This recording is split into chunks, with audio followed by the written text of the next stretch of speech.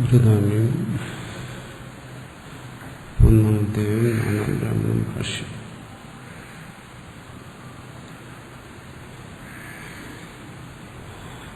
സമ്യക് ജ്ഞാനവതോപിച്ച് പൂർവ്വത് വിപരീത പ്രത്യ ഉത്പദ്യതേ സമ്യക് ജ്ഞാനേ അപ്യവിശ്രംഭ ശാസ്ത്രാർത്ഥ വിജ്ഞാനാദ് പ്രവൃത്തി അസമഞ്ജസ സ്യാത് സർവം ച പ്രമാണം അപ്രമാണം സമ്പദ്യേത പ്രമാണ അപ്രമാണയോർ വിശേഷാനുപത്തേഹേ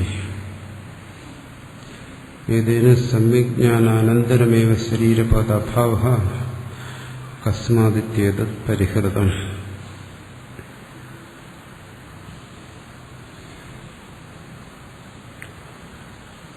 ഇവിടെ പ്രധാനമായി തത്വജ്ഞാനത്തെക്കുറിച്ച് മുമ്പും പല ഭാഗത്തും ചർച്ച ചെയ്തിട്ടുണ്ട്. വിശേഷിച്ച് ഇവിടെ ഒരു കാര്യം കൂടി വ്യക്തമാക്കുകയാണ്. എന്തുകൊണ്ട് ജ്ഞാന സമകാലം തന്നെ മരണം സംഭവിക്കുന്നില്ല എന്നുള്ളതാണ്.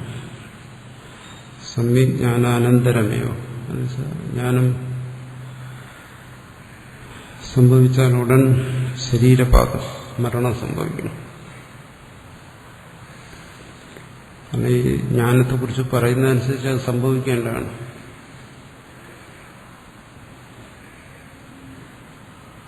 കാരണം വെളിച്ചം വന്നു കഴിഞ്ഞാൽ ഇരുള് നശിക്കുന്നു.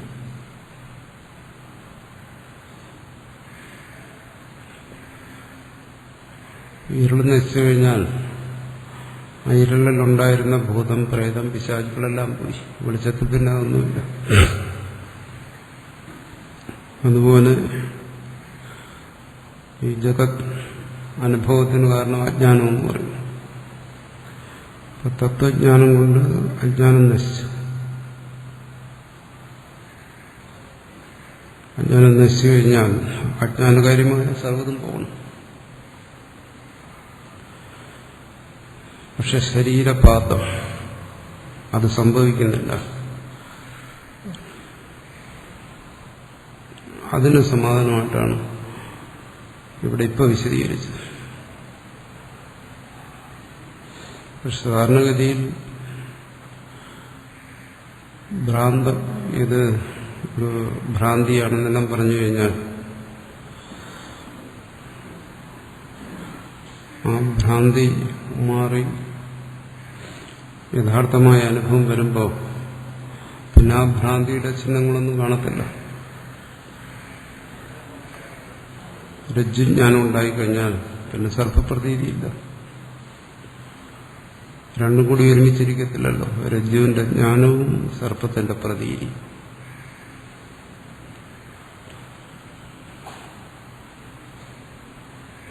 എന്താ കാരണം പറയുന്നത്? സർപ്പപ്രതീതി. അതിന് കാരണം അജ്ഞാനമായിരുന്നു, രജ്ജു അജ്ഞാനം. അത് പോയി, സർപ്പപ്രതീതിയും പോയി. രജ്ജു അജ്ഞാനത്തെ തുടർന്നാണ് സർപ്പപ്രതീതിയുള്ളത്. അപ്പോൾ സർപ്പപ്രതീതി എന്ന് നമുക്കറിയാം വ്യവഹാരം. ബ്രഹ്മമുള്ള ആളിന്റെ വ്യവഹാരമാണ് സർപ്പപ്രതീതി. രജ്ജു അജ്ഞാനം പോയി, ജ്ഞാനം വന്നു, സർപ്പപ്രതീതിയും പോയി. ആ സർപ്പപ്രതീതി പോയതുപോലെ ആരാണോ ഈ തത്വത്തെ ഉപദേശിക്കുന്നത് അയാളുടെ ശരീരപ്രതീതി ഇല്ലാതാവുന്നു, ശരീരപാത സംഭവിക്കും. അങ്ങനെ വന്നു കഴിഞ്ഞാൽ ഈ തത്വത്തെ ആര് പറയും? തത്വത്തെ ആര് ഉപദേശിക്കും?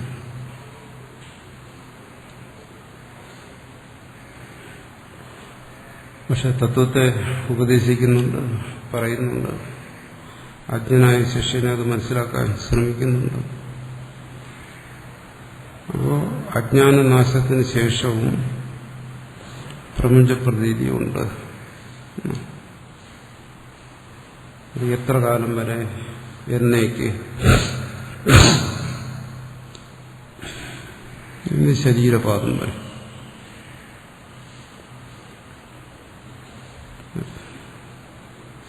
പിന്നെ ഈ തത്വജ്ഞാനം എന്താ ചെയ്തത്?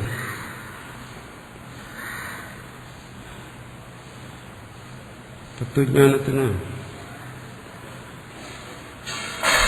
പ്രപഞ്ച അനുഭവത്തെ മാറ്റിമറിക്കാനൊക്കത്തില്ല, നമ്മൾ ധരിക്കുന്നു.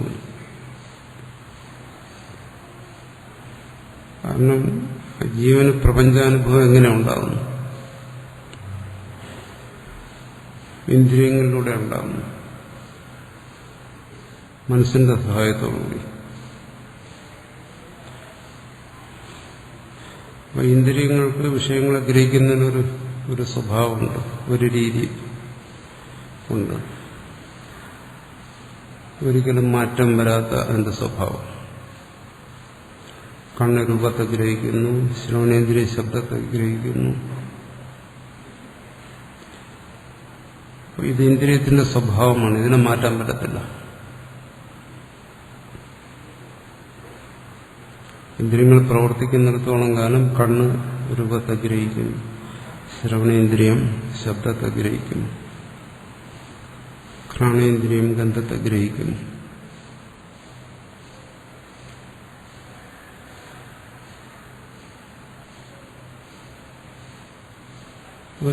അതിന് പിന്നിലുള്ള ചൈതന്യം, അതിനധിഷ്ഠാന ദേവത എന്ന് പറയുന്നു. അത് ആ ഇന്ദ്രിയത്തിൽ പ്രവർത്തിക്കുന്നിടത്തോളം കാലം, ഇന്ദ്രിയങ്ങൾ പ്രവർത്തിക്കുന്നിടത്തോളം കാലം അതിനെ മാറ്റാൻ കഴിയത്തില്ല. തത്വജ്ഞാനം കൊണ്ട് ഈ ഇന്ദ്രിയഗ്രാഹ്യമായ ജ്ഞാനത്തിൽ എന്തെങ്കിലും മാറ്റം വരുമോ എന്നുള്ളതാണ്. അതായത് ഇന്ദ്രിയങ്ങളിലൂടെ ഗ്രഹിക്കുമ്പോഴാണ് നമുക്ക് ദ്വൈതം അനുഭവപ്പെടുന്നത്. അങ്ങനെ ഇത് ശബ്ദമാണ്, ഇത് രൂപമാണ്, ഇത് രസമാണ്, ഇതാണ് ദ്വൈതം എന്ന് പറയുന്നത്.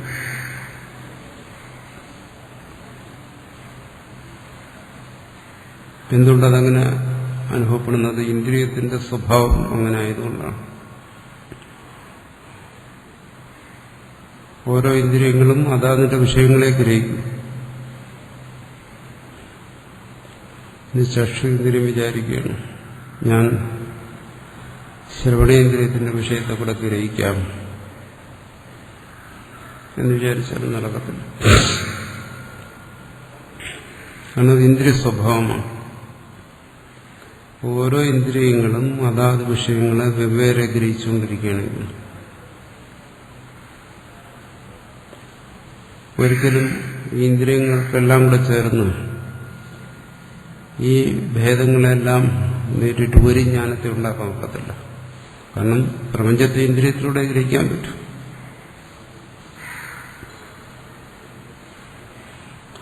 മനസ്സ് ഇന്ദ്രിയങ്ങളിലൂടെ പ്രവർത്തിച്ചുകൊണ്ടിരിക്കുന്നിടത്തോളം കാലം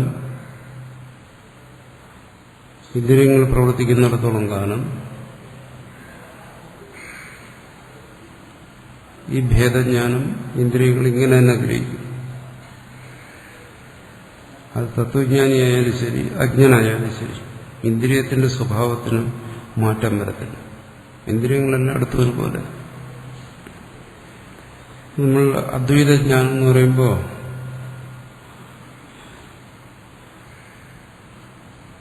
ഈ ഇന്ദ്രിയങ്ങളിലൂടെയുള്ള ഈ ഭേദജ്ഞാനം പോയിട്ട് വേറൊരു ജ്ഞാനം വരും. ഇതെല്ലാം കൂടെ ഒന്നാക്കുന്ന ഒരു ജ്ഞാനം എന്നൊക്കെയാണ് സാധാരണ ധരിക്കുന്നത് ആൾക്കാർ. തത്വജ്ഞാനി എല്ലാം ഒന്നായിട്ട് കാണുന്നു. ശബ്ദവും രൂപവും രസവും ഗന്ധവും എല്ലാം ഒന്നായിട്ട് കാണുകയാണ്. ഇന്ദ്രിയങ്ങളിലൂടെ ഗ്രഹിക്കുന്ന വിഷയങ്ങൾ ഇന്ദ്രിയങ്ങളും അതിന്റെ വിഷയങ്ങളും അതിന്റെ സ്വഭാവത്തെ വിട്ടിട്ട് എല്ലാം കൂടെ ഒന്നായിട്ട് കാണുന്നു എന്നാണ് അർത്ഥം. അങ്ങനെയല്ല അർത്ഥം. ഈ ദ്വൈതം ഈ ശരീരത്തിലൂടെ ഇത് പ്രവർത്തിക്കുന്നിടത്തോളം കാലം ഇതിങ്ങനെ നിൽക്കും. കാരണം ഇന്ദ്രിയങ്ങൾ അവിടെ പ്രവർത്തിക്കുന്നുണ്ട്. ഈ പ്രപഞ്ചത്തെ ഇന്ദ്രിയത്തിലൂടെ അല്ലാതെ ഗ്രഹിക്കാനും വയ്യ. പ്രപഞ്ചത്തെ ഗ്രഹിക്കാൻ വേറെന്താ ഉള്ളത്? ഇന്ദ്രിയങ്ങളും അതിന്റെ പിന്നിൽ മനസ്സും വേണം.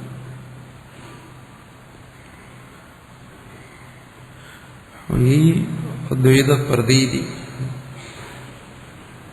മാറി ഒന്ന് എല്ലാം കൂടെ ഏകം എന്ന് പറയുന്ന ഒരു പ്രപഞ്ചാനുഭവം അങ്ങനെയൊന്നില്ല. അങ്ങനെയൊന്നും ഉണ്ടാകത്തില്ല. അങ്ങനെ വന്നു കഴിഞ്ഞാൽ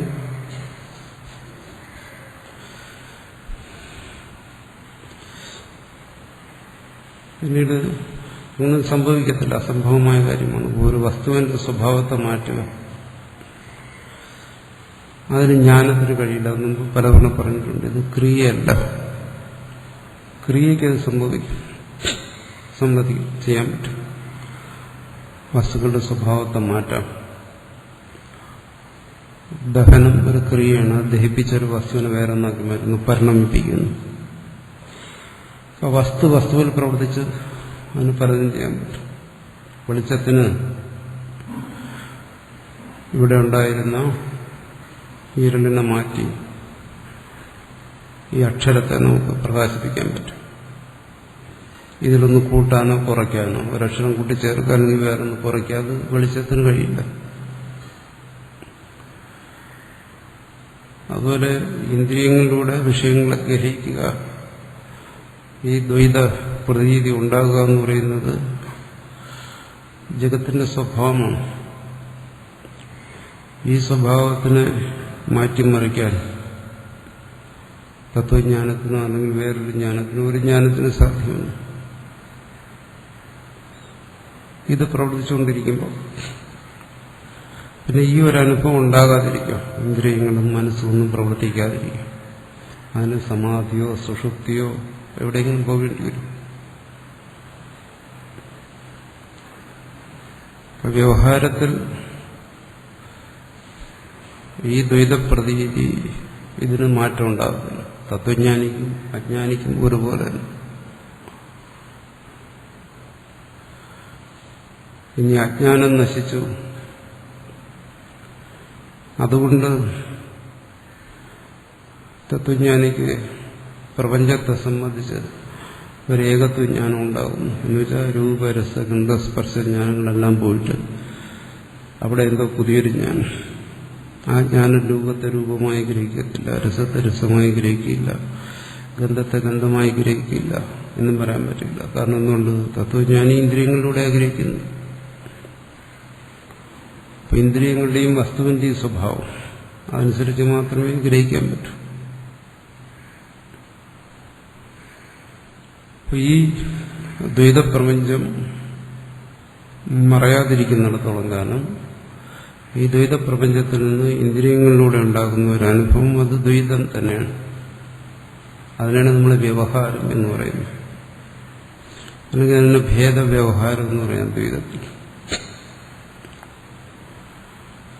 ഈ ഭേദവ്യവഹാരം ഈ ശരീരത്തിൽ നിന്നുകൊണ്ട് ജീവൻ ഇന്ദ്രിയങ്ങളിലൂടെ വിഷയങ്ങളെ ഗ്രഹിക്കുന്ന കാലം അങ്ങനെ ഉണ്ടാവും. വേറെ മാറി വരാൻ വഴിയില്ല.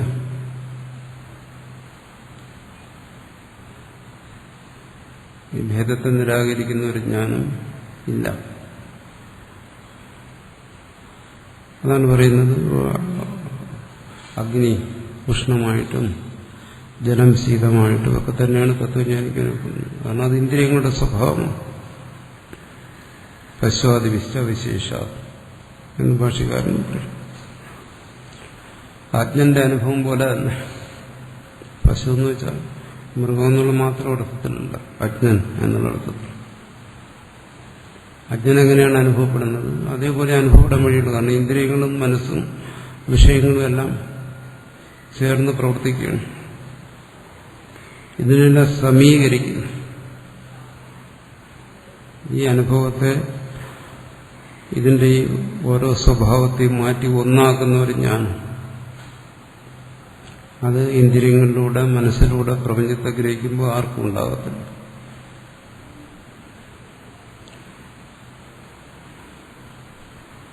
പിന്നെ തത്വജ്ഞാനിക്ക് വരുന്ന വ്യത്യാസം എന്താണ്?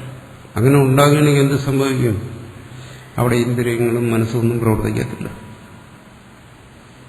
ഇതിന്റെ ഒന്നും ആവശ്യമില്ലാതെ, ശരീരത്തിന്റെ ആവശ്യമില്ലാതെ, ശരീരപാതം അങ്ങനെ സംഭവിക്കുന്നുണ്ടല്ലോ. തത്വജ്ഞാനം എന്ന് പറയുന്നത് അങ്ങനെയുള്ള അബദ്ധമൊന്നും പറയുന്നില്ല. തത്വജ്ഞാനത്തിൽ എന്താ പറയുന്നത്? ശ്രുതി ബോധിപ്പിക്കുന്ന തരത്തിലുള്ള ആ ഏകത്വബോധം, ആ ഏകത്വബോധം ഇല്ല ഇപ്പോൾ. ശ്രുതി അത് ബോധിപ്പിക്കുമ്പോൾ ആ ഏകത്വബോധം ഉണ്ടാകും. ശ്രുതി പറയുന്നുണ്ടോ ശബ്ദവും സ്പർശവും രൂപവും രസവും എല്ലാം ഒരു വിഷയമാണ്, അതെല്ലാം ഗ്രഹിക്കുന്നത് പോലെ ആയിരിക്കും. അങ്ങനെ ശ്രുതി പറയുന്നത് എന്താണ്? സദാത്മാ, ആ സത്താണ് നിന്റെ സ്വരൂപം എന്നാണ് എന്ന് പറയുന്നു. നിന്റെ സ്വരൂപം ആ സത്താണ്. ആ സത്ത് തന്നെയാണ് നാമരൂപാത്മകമായി മാറിയത്. ആ സത്ത് തന്നെയാണ് ജീവഭാവത്തിൽ വന്നത്. ആ സത്ത് നാമരൂപാത്മകമായി മാറിയും ആ സത്ത് തന്നെ ജീവഭാവത്തിൽ വരികയും ചെയ്യുമ്പോൾ ആ നാമരൂപങ്ങളെ ജീവൻ ഗ്രഹിക്കുന്നത് ഭേദമായിട്ടേ ഗ്രഹിക്കാൻ പറ്റും.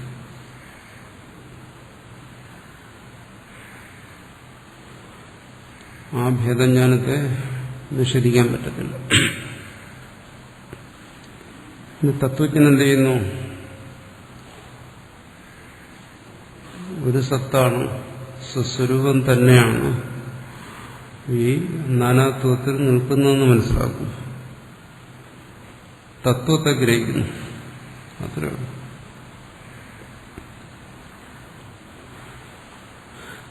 തത്വജ്ഞാനിയിൽ വ്യവഹാര ലോപം വരത്തക്ക രീതിയിൽ ഇതെല്ലാം കൂടി ഒന്നായിത്തീരുന്നില്ല. അതിന് രണ്ടു ദോഷം വരും. ഒന്ന് വ്യവഹാര ലോപം, മറ്റൊന്ന് വ്യവഹാര സാങ്കര്യം. രണ്ട് ദോഷങ്ങൾ വരും. വ്യവഹാര ലോപം എന്ന് വെച്ചാൽ പിന്നെ വ്യവഹാരം ഇല്ലാതെ വരും.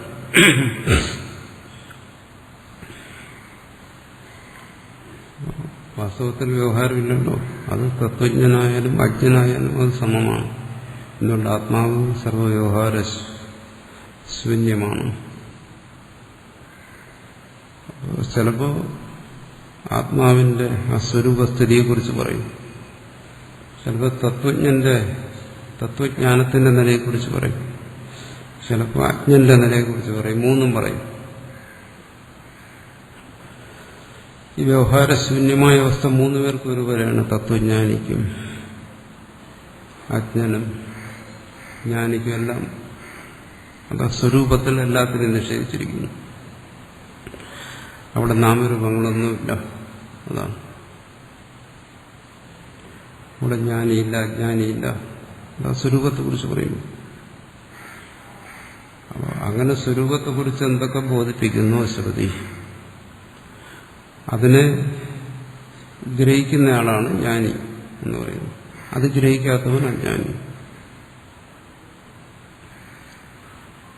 ശ്രുതി ബോധിപ്പിക്കുന്ന ആ തത്വത്തെ ഗ്രഹിക്കുന്നതുകൊണ്ട്, ആ ഗ്രഹണം എന്ന് പറയുന്നത് കേവല ജ്ഞാനമായതുകൊണ്ട്, ആ ജ്ഞാനത്തിന് വസ്തുവിൽ ഒരു പരിവർത്തനം ചെയ്യാൻ ജ്ഞാനം അതിനുള്ള അതല്ല. അതുകൊണ്ട് ഈ പ്രപഞ്ച വ്യവഹാരത്തിൽ എന്തെങ്കിലും മറിക്കലോ ഒന്നും ഉണ്ടാക്കാൻ തത്വജ്ഞാനത്തിന് ശേഷിയില്ല. തത്വജ്ഞാനത്തിന് ശേഷിയില്ലാത്തത് തത്വജ്ഞാനിക്ക് എങ്ങനെ കഴിയും? തത്വജ്ഞാനിക്കും കഴിയത്തില്ല. കാരണം തത്വജ്ഞാനിയുടെ ആയുധം എന്താണ്? ജ്ഞാനമാണ്. ജ്ഞാനത്തിന് കഴിയാത്ത ജ്ഞാനിക്ക് കഴിയും? കഴിയത്തില്ലല്ലോ. അപ്പൊ വ്യവഹാര ലോപം, വ്യവഹാര സാങ്കര്യം, ഇത് രണ്ടും തത്വജ്ഞാനിയിൽ സംഭവിക്കത്തില്ല. വ്യവഹാര സാങ്കര്യം എന്ന് പറയുന്നത് എന്താണ്? ഇപ്പൊ ശബ്ദവും രൂപവും ഒന്നായി പോകുക, ഏകമല്ല, അദ്വൈതമല്ലേ. കേൾക്കുന്നതും കാണുന്നതും ഒന്നായി പോയാൽ എന്തായിരിക്കും സംഭവിക്കുക? നമുക്ക് സങ്കല്പിക്കാൻ വയ്യ അങ്ങനെ ഒരു അനുഭവം. അത് സംഭവിക്കത്തില്ല. അപ്പൊ തത്വജ്ഞാനത്തിന് കഴിയുന്നതായി ഇരുളിനെ മാറ്റുക എന്നുള്ള മാത്രം, പ്രപഞ്ചത്തെ മാറ്റുകയല്ല. കാരണം ഈ പ്രപഞ്ചം എന്താണ്? സത്തിന്റെ സൃഷ്ടിയാണ്, ജീവന്റെ സൃഷ്ടിയല്ല. ജ്ഞാനത്തെ ആരാ സമ്പാദിക്കുന്നത്? ജീവനാണ് ജ്ഞാനത്തെ സമ്പാദിക്കുന്നത്.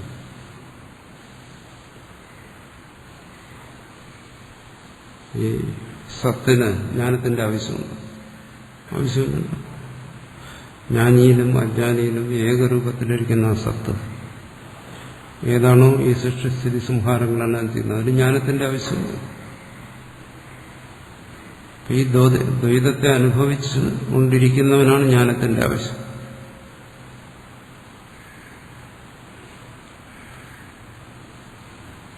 എന്തിന് ജ്ഞാനത്തിന്റെ ആവശ്യം വരുന്നു?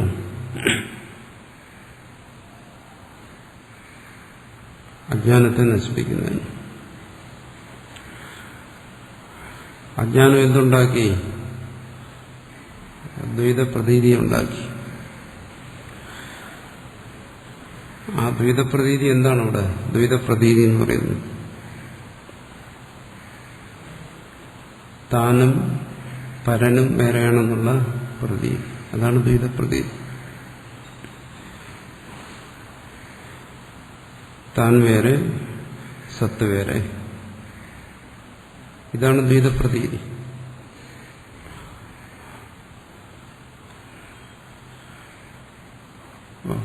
ശ്രുതി ബോധിപ്പിക്കുന്ന എന്താണ്?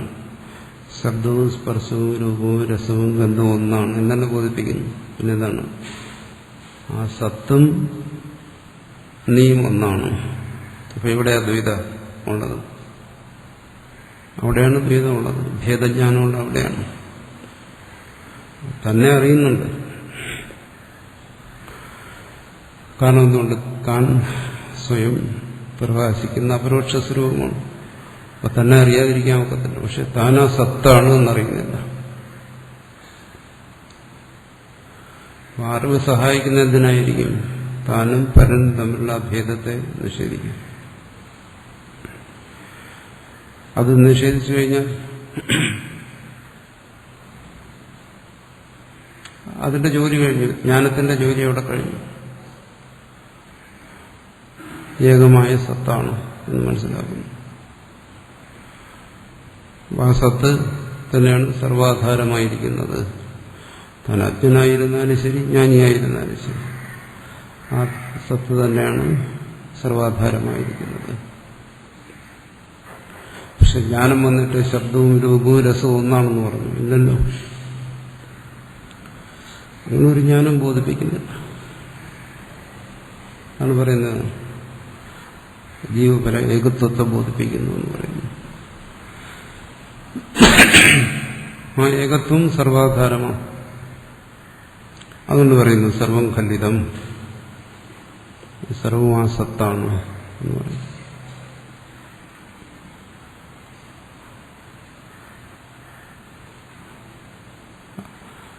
സത്തിനെ കുറിച്ചുള്ള ബോധം.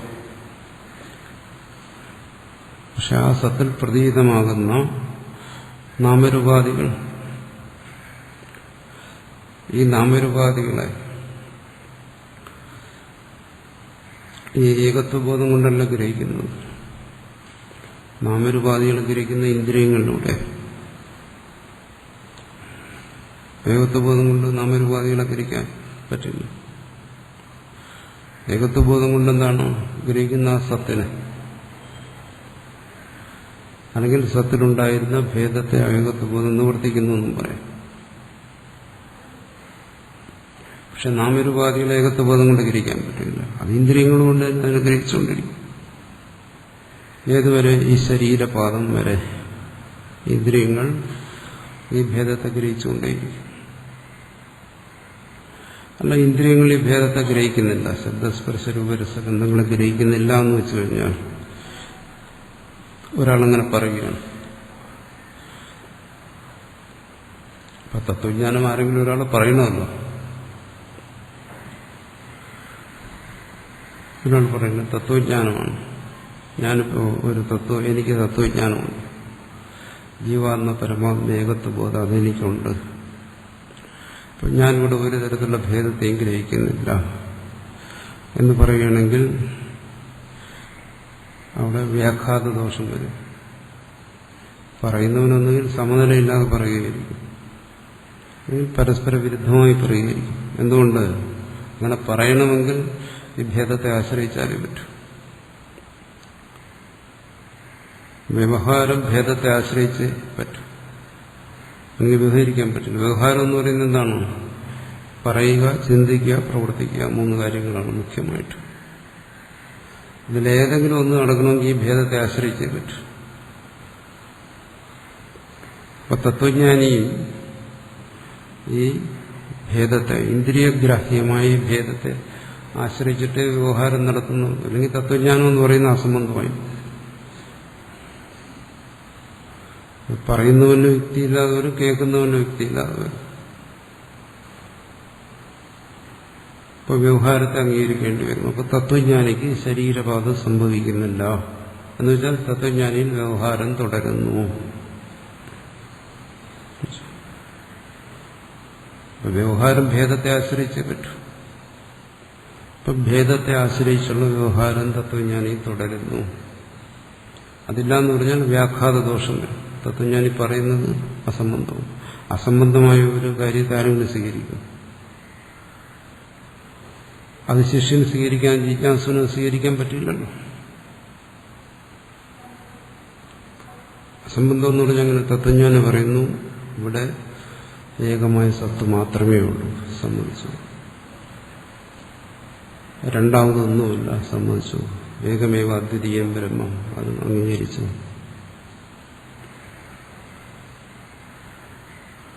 രണ്ടാമതൊന്നില്ല, തത്വമാണ്, തത്വജ്ഞാനം, അതാണ് ശരി. ആ കാര്യത്തിൽ അഭിപ്രായ വ്യത്യാസമൊന്നുമില്ല. പക്ഷെ രണ്ടാമതൊന്നില്ല, ഇവിടെ സത്ത് മാത്രമേ ഉള്ളൂ എന്നുള്ള നിങ്ങളുടെ ഈ വ്യവഹാരം, ശബ്ദവ്യവഹാരം എന്തിനെ ആശ്രയിച്ചിട്ടാണ് ഇങ്ങനൊരു ശബ്ദവ്യവഹാരം നിൽക്കുന്നത്? അത് ശബ്ദത്തെ ആശ്രയിച്ച്, ഇന്ദ്രിയങ്ങളെ ആശ്രയിച്ച്, ശരീരത്തെ ആശ്രയിച്ച്. അപ്പോ നിങ്ങൾ ആഗ്രഹിക്കുന്ന ഈ ഇന്ദ്രിയം, ശരീരം, ശബ്ദം, ഇതെല്ലാം പരസ്പര ഭേദമുണ്ടോ? അതും ഇതെല്ലാം ഏകമാണ്. ഇന്ദ്രിയം തുടങ്ങിയ കാര്യങ്ങൾ ഏതെങ്കിലും തരത്തിൽ ഭേദത്തെ നിങ്ങൾ അംഗീകരിക്കുന്നുണ്ടോ? ഭേദത്തെ അംഗീകരിച്ചില്ലെങ്കിൽ വ്യവഹാര സാങ്കര്യം, എങ്ങനെ വ്യവഹാരം സംഭവിക്കും?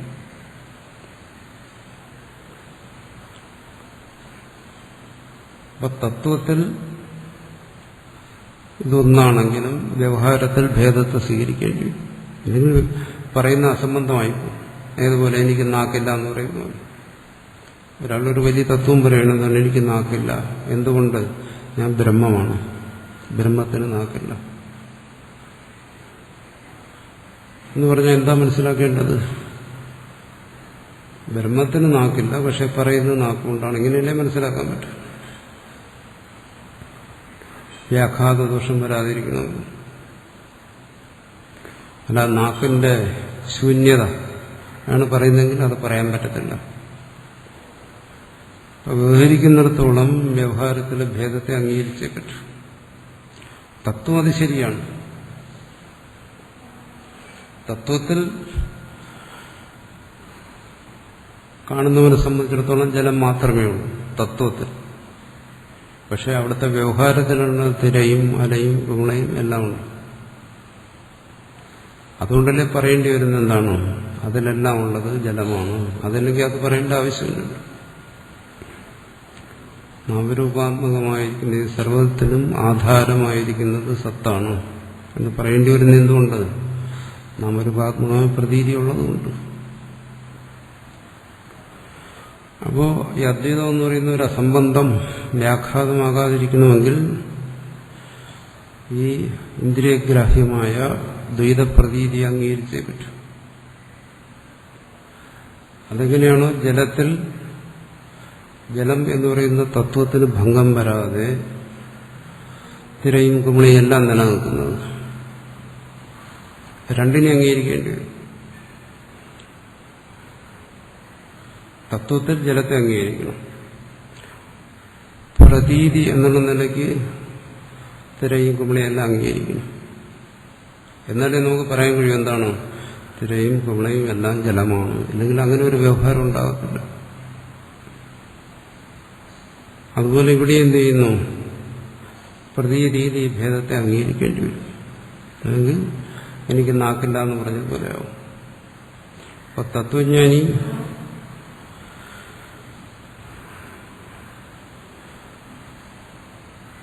അജ്ഞാനത്തെ നശിപ്പിച്ചു. ആത്മാവേകമാണ്. ഏകത്വബോധത്തിൽ പിന്നെ അജ്ഞാനമില്ല. അപ്പം ഞാൻ നീ എന്നുള്ള ഭേദമില്ല. അപ്പോൾ അജ്ഞനായ ഒരു ശിഷ്യനില്ല. പിന്നെ ഞാൻ ഉപദേശിക്കേണ്ട ആവശ്യവും വരുന്നില്ല. അപ്പം അജ്ഞനായ ഒരു ശിഷ്യനെ കണ്ടു കഴിഞ്ഞാൽ മാത്രമേ തത്വജ്ഞാനിക്ക് ഞാൻ ഉപദേശിക്കാൻ പറ്റൂ. ഈ തത്വജ്ഞാനം തന്നെ അസംബന്ധമായി പോകും. ആർക്കു വേണ്ടി ആരുപദേശിക്കുന്നു? അപ്പം അവിടെ ഭേദത്തെ അംഗീകരിക്കേണ്ടി വരുന്നു. അജ്ഞാനം നശിച്ചു എന്ന് അവകാശപ്പെടുന്ന ആളിന് അജ്ഞാനത്തെ വേറെടുത്ത് ഉണ്ടെന്ന് അംഗീകരിക്കേണ്ടി വരും. അജ്ഞനായ ശിഷ്യനെ കാണുന്നു. അജ്ഞനായ ശിഷ്യന് വേണ്ടി ശാസ്ത്രം ഉണ്ടാക്കുന്നു, അല്ലെങ്കിൽ ഉപദേശിക്കുന്നു. ഇത് എല്ലാം ഈ ഭേദത്തെ ആശ്രയിച്ചിട്ടാണ്. വ്യാവഹാരികമായ ഭേദം. എന്തുകൊണ്ട്? മനസ്സിലൂടെ ഇന്ദ്രിയങ്ങളിലൂടെ ഗ്രഹിച്ചുകൊണ്ടിരിക്കുന്നത് ആ ഭേദത്തിലാണ്. അപ്പൊ തത്വജ്ഞാനി അദ്വൈതത്തെ ഗ്രഹിക്കുന്നത് സർവത്ര. അതുകൊണ്ട് പറഞ്ഞാണ് അദ്വൈതം അങ്ങനെ ഒരു മനസ്സിന് വിഷയമായ ഒരു കാര്യമല്ല, ബുദ്ധി കൊണ്ട് ഗ്രഹിക്കുന്ന ഒന്നല്ല. അദ്വൈതം എന്ന് പറയുന്നത് തന്നെ ബുദ്ധിക്ക് അതീന്ദ്രിയമാണ്. ബുദ്ധിക്ക് ഗ്രഹിക്കാവുന്ന ഒന്നല്ല. അതിന്റെ ജ്ഞാനം അത് അജ്ഞാനത്തെ നീക്കം ചെയ്യുന്നു, അത്രയോ. അല്ലാതെ അദ്വൈതത്തെ അത് ബുദ്ധി കൊണ്ട് വെളിപ്പെടുത്തുന്നില്ല. അങ്ങനെ വെളിപ്പെടുത്താത്ത ഒന്ന് എങ്ങനെയാണ് ഈ പ്രപഞ്ചത്തെ കാണുമ്പോൾ അവിടെ അദ്വൈതത്തെ കാണുന്നത്?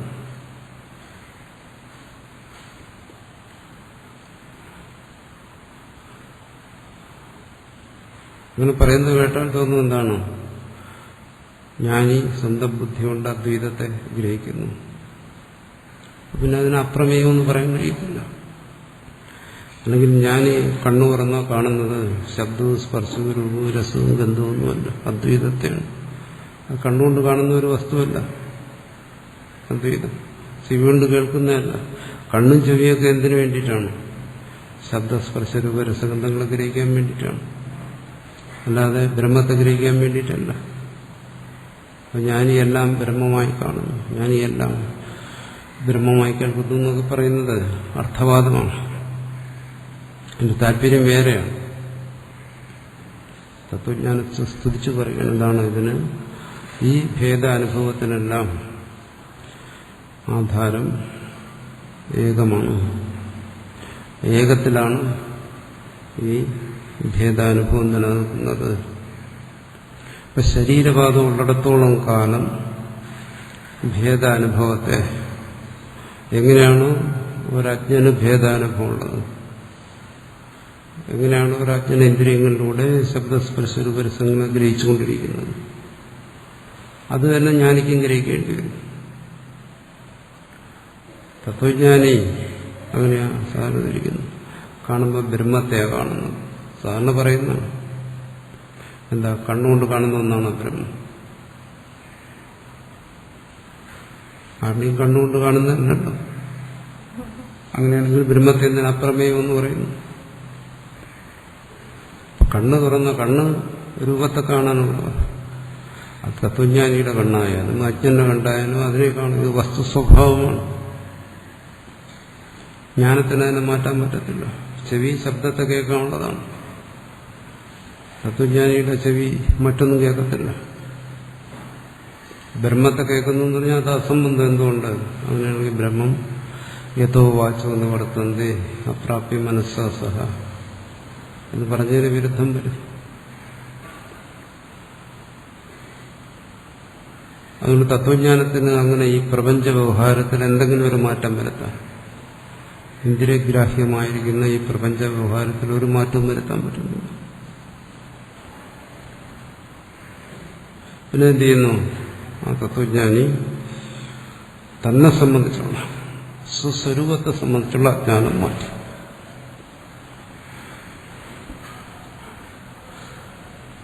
ഈ പ്രപഞ്ചം ജീവൻ സൃഷ്ടിച്ചതല്ല. പ്രപഞ്ചം അതിന്റെ നിയമം അനുസരിച്ച് പോകും. അതിന്റെ നിയമം എന്താണ്? അതിന്റെ സൃഷ്ടി സ്ഥിതി സംഹാരങ്ങൾക്ക് വേണ്ടി ഈശ്വരൻ കൽപ്പിച്ച നിയമം, അതിന്റെ സൃഷ്ടികർത്താവ് കൽപ്പിച്ച നിയമം.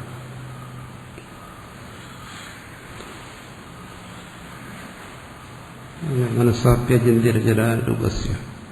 അതിന്റെ സ്വഭാവം അനുസരിച്ചാണ് പ്രവർത്തിച്ചോ, അതിന്റെ നിയമം അനുസരിച്ച്. ആ നിയമം അനുസരിച്ച് ആ തത്വജ്ഞാനിയുടെ ശരീരപാകം എപ്പോഴാണോ സംഭവിക്കേണ്ടത് അതിനാണ് പറയുന്ന പ്രാരബ്ധം എന്ന് പറയുന്നത്.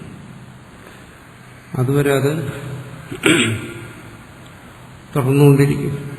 ഭേദവ്യവഹാരവും തുടർന്നുകൊണ്ടിരിക്കും. കണ്ണുകൊണ്ടോ ചെവി കൊണ്ടോ ഒന്നും ബ്രഹ്മത്തെ കാണത്തില്ല. മനസ്സുകൊണ്ട് പോലും കാണാൻ വയ്യാത്തതിന് എങ്ങനെ കണ്ണുകൊണ്ടും ചെവി കൊണ്ടും കാണുന്നു? അത് നടക്കുന്ന കാര്യമല്ല. അത് എന്താ പറയുന്നത്? ഇത് അന്തർമുഖമായി ഗ്രഹിക്കേണ്ടതാണ്. ഇത് ബഹിർമുഖമായി നമ്മളെന്താ ആഗ്രഹിക്കുന്നു? നമ്മളുടെ ഇന്ദ്രിയങ്ങളെല്ലാം ബഹിർമുഖമായിരിക്കുന്നു. ബഹിർമുഖങ്ങളായ ഇന്ദ്രിയങ്ങളിലൂടെ ബഹിർമുഖമായ വിഷയങ്ങൾ ഗ്രഹിച്ചുകൊണ്ടിരിക്കുന്നു. ഇതേ ഇന്ദ്രിയങ്ങളിലൂടെ ഈ മനസ്സിലൂടെ ബഹിർമുഖമായ വിഷയങ്ങളെ ഗ്രഹിക്കുന്നത് പോലെ ബ്രഹ്മത്തെയും ഗ്രഹിക്കണമെന്ന് നമ്മുടെ ആഗ്രഹം. അതുകൊണ്ട് നമ്മൾ പറയുന്നു തത്വജ്ഞാനി ബഹിർമുഖമായി ഇതിനെയൊക്കെ ഇങ്ങനെ ബ്രഹ്മമായി ഗ്രഹിച്ചുകൊണ്ടിരിക്കുന്നു.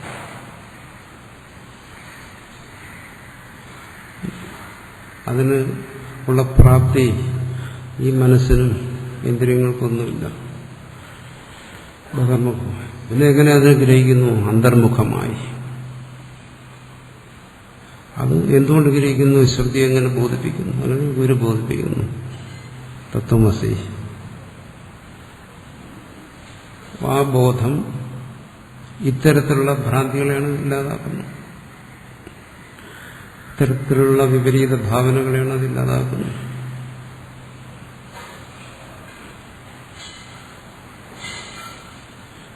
അല്ലാതെ മനസ്സ് ബ്രഹ്മമെന്ന് പറയുന്ന ഒരു വസ്തുവിനെ ഗ്രഹിക്കുന്ന കാര്യമല്ല ഇവിടെ പറയുന്നു. ഏതെല്ലാം തരത്തിലുള്ള വിപരീത ബുദ്ധി ഉണ്ടാകാമോ അതെല്ലാം ഇല്ലാതാക്കുന്നു. അതിനെല്ലാം മൂലകാരണമായിരിക്കുന്ന ആ ഭേദബുദ്ധിയെ നശിപ്പിക്കുന്നു. താൻ വേറെയാണ്, പരൻ വേറെയാണ്, അല്ലെങ്കിൽ തനിക്ക് അപ്പുറമാണ് തത്വം. അങ്ങനെ ധരിച്ചാലും മതി. തന്നിൽ നന്യമാണ് തത്വം. ഇതിന് ഇല്ലാതാക്കുന്നു. ആ ബോധം ആ ഭേദബുദ്ധിയെ നിരാകരിക്കുന്നു എന്ന് ആത്മനിഷ്ഠമായി ഗ്രഹിക്കാൻ വേണ്ടിയിട്ടാണ് ഇവിടെ ഓരോ ദൃഷ്ടാന്തങ്ങൾ പറയുന്നത്. അത് രജ്ജുസർപ്പ ദൃഷ്ടാന്തമായാലും ശരി, ദിഗ്ഭ്രമ ദൃഷ്ടാന്തമായാലും ശരി, ഒരേ ഒരു തത്വത്തിൽ എങ്ങനെ ഭ്രാന്തി സംഭവിച്ചിരിക്കുന്നു, അതെങ്ങനെ ഇല്ലാതാകുന്നു, ഇതാണ് എല്ലാ ദൃഷ്ടാന്തങ്ങളിലും മുഖ്യമായി ഉദ്ദേശിക്കുന്നത്. പക്ഷെ ഈ തത്വത്തെ അങ്ങനെ മനസ്സിലാക്കി തരുന്നതിന് ഒരു ദൃഷ്ടാന്തവും പൂർണ്ണമല്ല. എല്ലാ ദൃഷ്ടാന്തത്തിനുണ്ട് പോരായ്മകൾ. അതാണല്ലോ ദൃഷ്ടാന്തവും ദാഷ്ടാന്തിയും തമ്മിലുള്ള വ്യത്യാസം. ഇതുപോലെ എന്നല്ലേ പറയാൻ പറ്റൂ, ഇതാണെന്ന് പറയാൻ വയ്യല്ലോ. അതുകൊണ്ട് രജ്ജുസർപ്പ ദൃഷ്ടാന്തത്തെ കുറിച്ച് പറയുന്നു. അതുപോലെ ആ ഭേദം, ആ ജീവപരഭേദം, ഭേദത്തെ ജീവപരഭേദം എന്നുകൊണ്ട് പറയുന്നു. പറയാൻ മുഖ്യമായ കാരണം തത്വത്തെ അന്വേഷിക്കുന്നവൻ സ്വാഭാവികമായും ഇവിടെ എന്തിനന്വേഷിച്ചാലും ബാഹ്യമായിട്ടാണ്. അപ്പൊ തത്വത്തെ അന്വേഷിക്കുമ്പോഴും ബാഹ്യമായി എവിടെയെങ്കിലും ചെന്നെത്തും, അന്യമായ എന്തെങ്കിലും ഒന്ന്. അത് വരാതിരിക്കാൻ വേണ്ടി അങ്ങനെ വരുമ്പോൾ പരമായ അന്യമായ എന്തോന്നുണ്ടെന്ന് തോന്നും. അതിനെ നിഷേധിക്കാൻ വേണ്ടിയിട്ട് പറയുന്നു അത് സ്വസ്വരൂപം തന്നെ. ആ പരബോധത്തെ നിഷേധിക്കാൻ. ആ പരൻ ഈശ്വരനാകാം, അല്ലെങ്കിൽ മറ്റെന്തെങ്കിലും തത്വമാകാം, ഏതായാലും അത് ബഹിർമുഖമായ ഒരന്വേഷണത്തിന്റെ പരിസമാപ്തിയാണ് ഈ പരബോധം, അന്യനെന്നുള്ള ബോധം. അത് അന്തർമുഖമായി ഗ്രഹിക്കുമ്പോൾ താൻ തന്നെയാണ് ആ പരതത്വം. അങ്ങനെ ഗ്രഹിക്കേണ്ടി വരുന്നു. അങ്ങനെ ശ്രുതി ബോധിപ്പിക്കുന്നു. അതുകൊണ്ട് വരുന്ന മാറ്റം അവിടെ ആന്തരികമായാണ് മാറ്റം വരുന്നത്, ബാഹ്യമായിട്ടല്ല.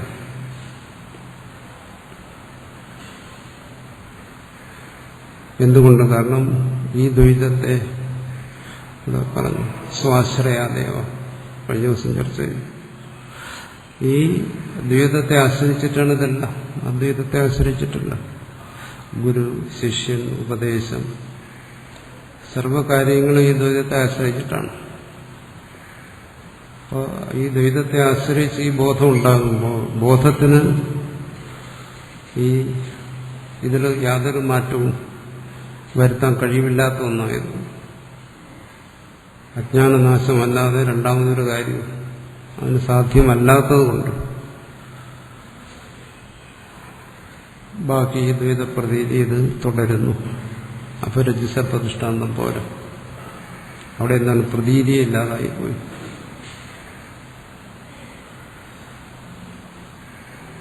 അതാണ് തത്വജ്ഞാനമാണെങ്കിൽ. കാരണം ഈ തത്വജ്ഞാനിയെ മനസ്സിലാക്കാനുള്ളതല്ലോ, ഇത് തന്നെ മനസ്സിലാക്കാനുള്ളതാണ്. ഒരാൾ സ്വയം ആത്മനിഷ്ഠമായി ചിന്തിക്കുകയാണ്, എന്നിൽ ഈ ഭേദജ്ഞാനം ഉണ്ടായിരുന്നത്, ആ ഭേദജ്ഞാനം കൊണ്ടാണ് ഈ ദ്വൈതപ്രതീതി ഇങ്ങനെ നിലനിൽക്കുന്നതെങ്കിൽ ആ ഭേദജ്ഞാനത്തിന് കാരണമായ ആ ജ്ഞാനം സർപ്പഭ്രാന്തിക്ക് കാരണമായ അജ്ഞാനം പോലെയാണെങ്കിൽ ആ ജ്ഞാനം നശിച്ചു കഴിഞ്ഞാൽ സർപ്പഭ്രാന്തി നശിക്കുന്ന പോലെ എല്ലാ ഭേദവ്യവഹാരവും നശിക്കേണ്ടതാണ്. പിന്നെ കണ്ണുകൊണ്ട് രൂപത്തെ കാണാൻ പാടില്ല, ചെവികൊണ്ട് ശബ്ദത്തെ കേൾക്കാൻ പാടില്ല. അവിടെ എന്താണ്? കയറിന് മാത്രം കാണുന്നു. അപ്പൊ കേവലം സദനുഭവം മാത്രം. ഈ പ്രതീതിയൊന്നും ഉണ്ടാകാൻ പാടില്ല. അപ്പൊ സദനുഭവം എന്താ? സദനുഭവം അവിടെയാണെങ്കിൽ സർപ്പത്തെ കാണുന്നവനുണ്ട്, മുമ്പിൽ കയറുണ്ട്, കയറിനെ കാണുന്നവനുണ്ട്, ഭ്രാന്തി ഉണ്ടാകാതെ മാറാം. ദ്വൈതത്തിൽ അതൊക്കെ സംഭവമാണ്. ഇവിടെ പറയുന്നത് പരേകത്വമാണ്. ഏകത്വത്തിൽ പിന്നെന്താ അനുഭവം? അനുഭവിക്കുന്നവനും അനുഭവിക്കേണ്ട വിഷയമൊന്നുമില്ലാതെ വരുന്നില്ല. പിന്നെ ആരാരെ അനുഭവിക്കും? അനുഭവം എന്ന് പറയുന്നത് തന്നെ അവിടെ അർത്ഥശൂന്യമായി തീരും. കേവല സത്ത് മാത്രം സ്ഥിതി ചെയ്യുന്നു എന്ന് പറയാം. അങ്ങനെ കേവലമായ സത്ത് അത് ഭേദശൂന്യമായി പ്രപഞ്ചശൂന്യമായി സ്ഥിതി ചെയ്തു കഴിഞ്ഞാൽ പിന്നെ അവിടെ വ്യവഹാരമില്ല. തത്വജ്ഞാനി എന്ന് പറയുന്ന ഒരു വ്യവഹാരം തന്നെ സംഭവിക്കത്തില്ല. അങ്ങനെ ഒരു ബോധം എനിക്കുണ്ടായിക്കഴിഞ്ഞാൽ പിന്നെ എനിക്ക് ആർക്കൊന്നും ഉപദേശിക്കാൻ കഴിയത്തില്ല, ജ്ഞാനത്തെക്കുറിച്ച് പറയാൻ കഴിയത്തില്ല. കാരണം കേവലമായ സത്ത് മാത്രമായി.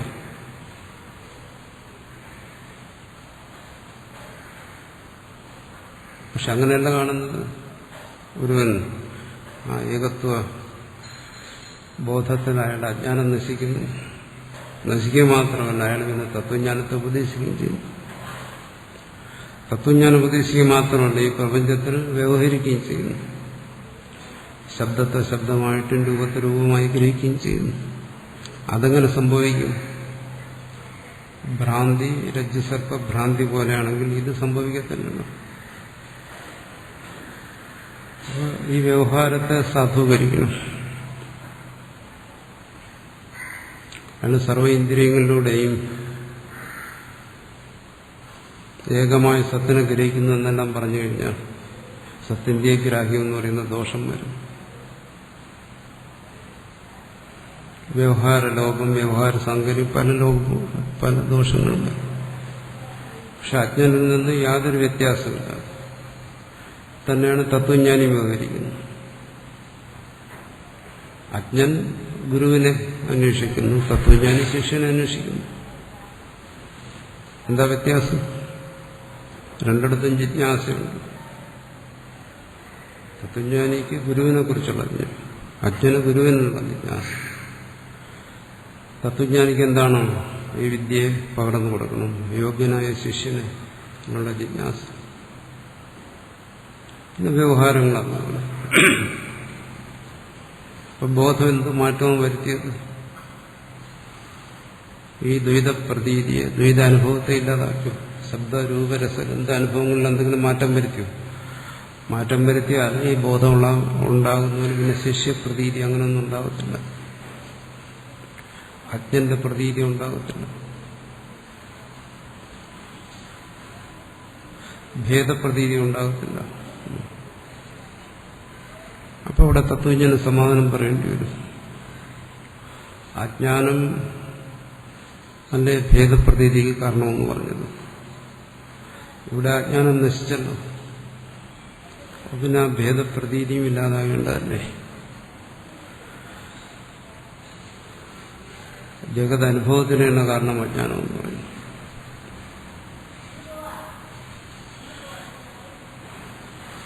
അപ്പോൾ അജ്ഞാനം നശിച്ചു. അപ്പൊ ജഗത് പ്രതീതി വരാൻ പാടില്ല. അജ്ഞനോ പോലെ, ഇത് അജ്ഞനെപ്പോലെ ഞാൻ വിവരിക്കുന്നു. അപ്പൊ ജ്ഞാനിക്ക് വീണ്ടും ജഗത് പ്രതീതി അംഗീകരിക്കേണ്ടി വരും. അജ്ഞനിൽ എന്തൊക്കെയുണ്ടോ, എന്താണ് അജ്ഞാനം ഒഴികെ, അതെല്ലാം ജ്ഞാനിക്ക് സ്വയം സ്വീകരിക്കേണ്ടി വരും.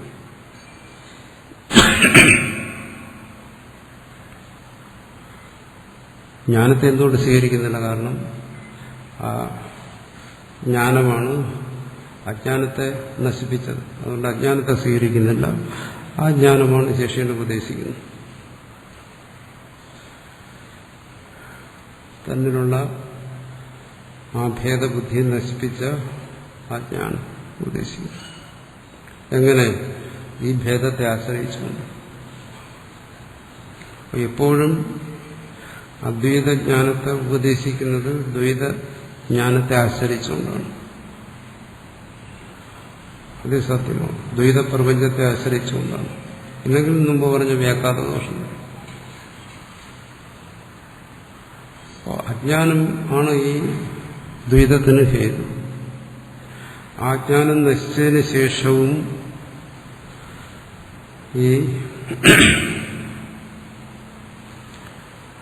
ദ്വൈത പ്രതീതി ആശ്രയിച്ച് വ്യവഹരിക്കേണ്ടി വരുന്നു ജ്ഞാനിക്ക്.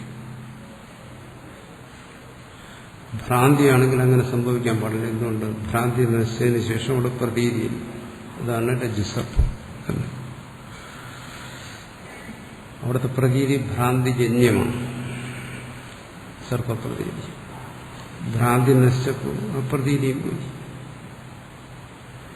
അപ്പോൾ ഈ ദ്വൈത പ്രതീതി ഭ്രാന്തിജന്യമാണെങ്കിൽ ആ അജ്ഞാനം നശിക്കും. അജ്ഞാനജന്യെന്നോ ഭ്രാന്തിജന്യെന്നോ പറയും. അജ്ഞാനം നശിക്കുമ്പോൾ ഈ ദ്വൈത പ്രതീതിയും പോകണം. പക്ഷെ ദ്വൈതപ്രതീതി ആശ്രയിച്ചില്ലെങ്കിൽ ജ്ഞാനിക്ക് ജ്ഞാനത്തെ വെളിപ്പെടുത്താൻ പറ്റാതെ വരും. രണ്ടാമതൊരാളില്ലല്ലോ ഇത് സ്വീകരിക്കാൻ.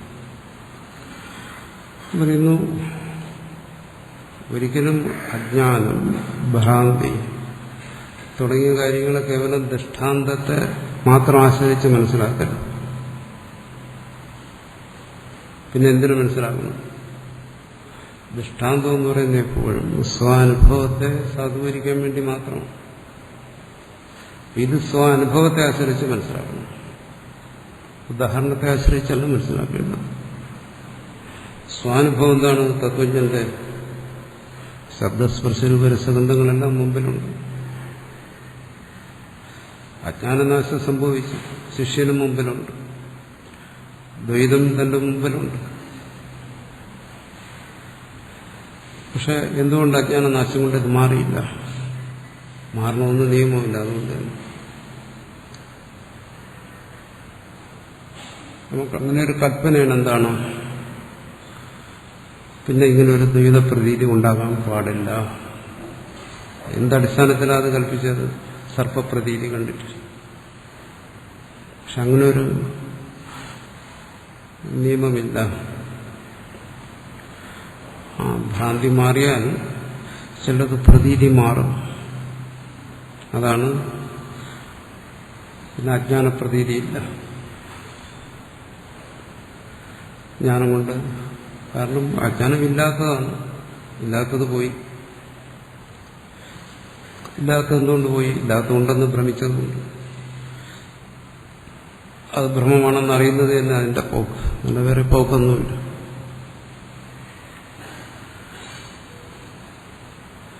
അപ്പോൾ അത് പോയി.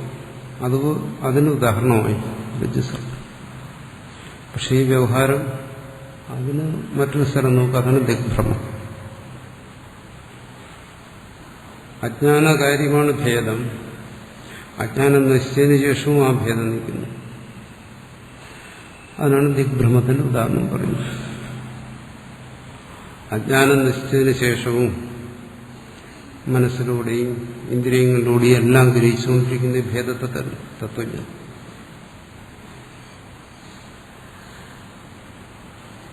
ഒന്ന്, ഇന്ദ്രിയങ്ങൾക്കോ മനസ്സിനോ അതിന്റെ സ്വഭാവത്തെ മാറ്റാൻ കഴിയില്ല. ജ്ഞാനവും അതിന് ശേഷിയുള്ളതല്ല.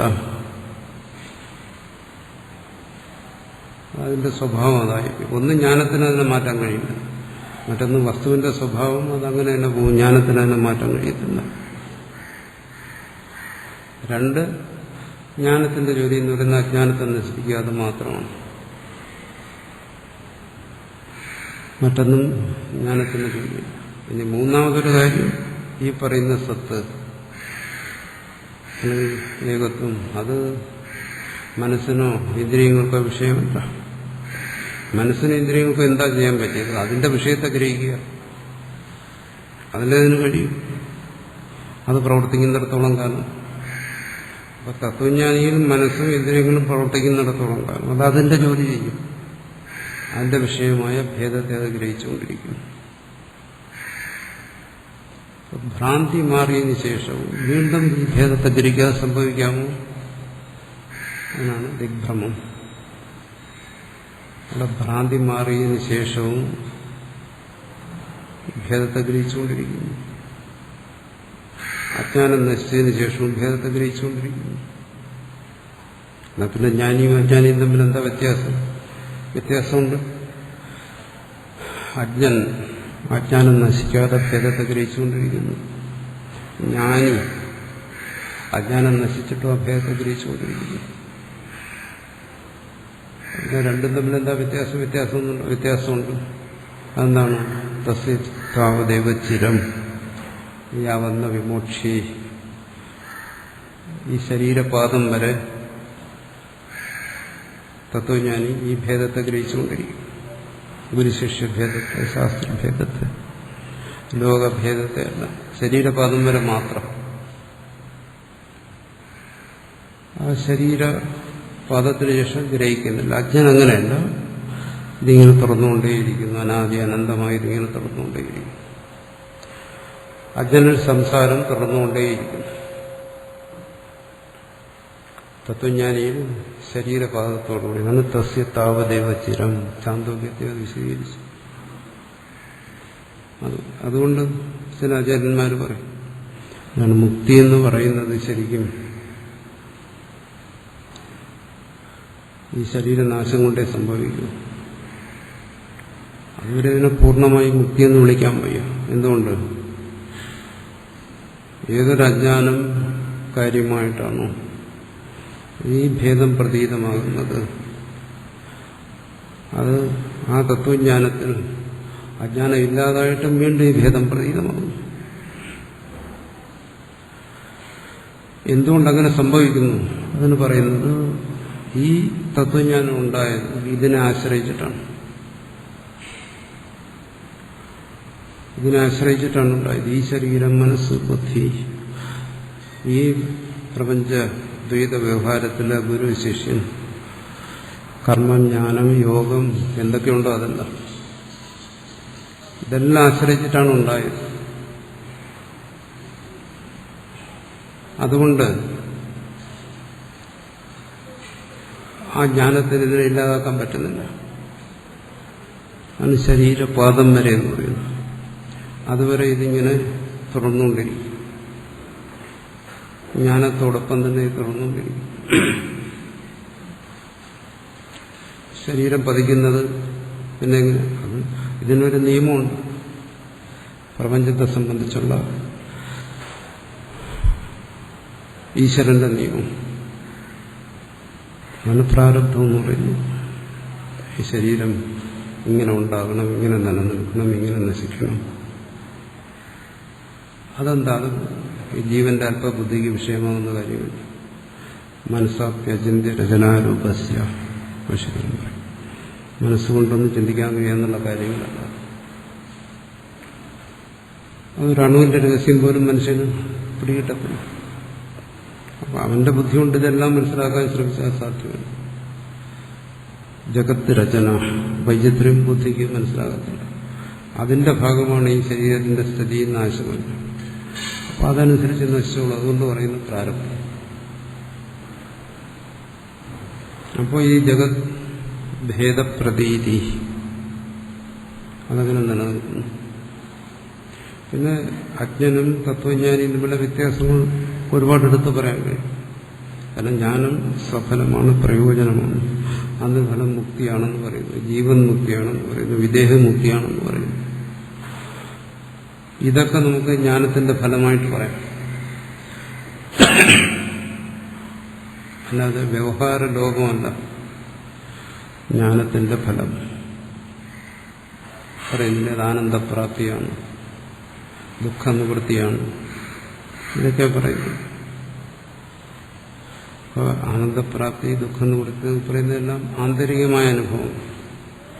അതെല്ലാം ജ്ഞാനത്തിന്റെ ഫലമായിട്ട് എടുത്ത് കാണിക്കാം. അല്ലാതെ ഈ ദ്വൈതപ്രതീതിയുടെ നിവൃത്തിയല്ല. അത് ശരീരപാദം വരെ അതിനു വേണ്ടി ഇരിക്കുകയില്ല. ഇത് എങ്ങനെ പറയുന്നത്? രണ്ട് രീതിയിൽ. ഒന്ന്, ഏതൊരു തത്വത്തെക്കുറിച്ച് ചിന്തിച്ചാലും നമുക്ക് ഭാവനാലോകത്തിലൂടെ പോയി ഒരുപാട് കാര്യങ്ങൾ മനസ്സിലാക്കാം. കേവല ഭാവന അങ്ങനെയാണ്. അതിന് വാസ്തവമായിട്ട് ബന്ധം കാണത്തില്ല. അങ്ങനെ ഭാവനയിൽ പോയി കഴിഞ്ഞാൽ എവിടെ എത്തുമെന്നൊന്നും പറയാൻ പറ്റില്ല. തത്വജ്ഞാനത്തെക്കുറിച്ച് പറയുന്നതൊന്നും ഒരിക്കലും തത്വജ്ഞാനിയെക്കുറിച്ച് ഭാവന ചെയ്യാൻ വേണ്ടിയിട്ടല്ല. സ്വയം ആ ശ്രോതാവിന് എന്താണ് തത്വജ്ഞാനം എന്ന് മനസ്സിലാക്കാൻ വേണ്ടിയിട്ടാണ്.